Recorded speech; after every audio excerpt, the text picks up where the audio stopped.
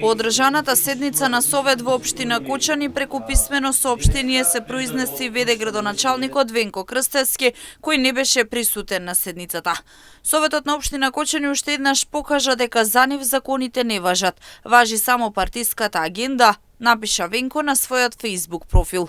Додава дека одлуката е незаконито донесена. Благодарение на нестручното, партизирано и непрофесионално водење на работата на Советот на општина Кочани од страна на председателот Лазо Митев, денеска сме сведоци на донесување на уште една незаконита одлука.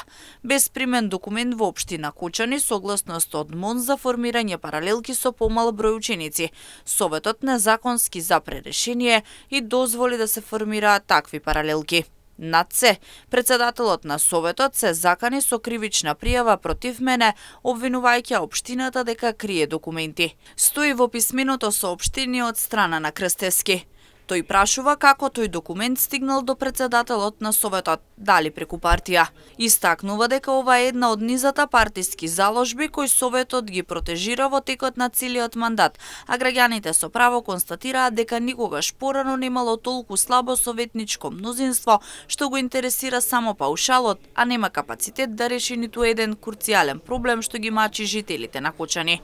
Крстевски на својот Facebook профил додаде дека нема да молчи. Партиите може да си плаќаат војска колку сакаат, ама народот гледа и памети, вели тој.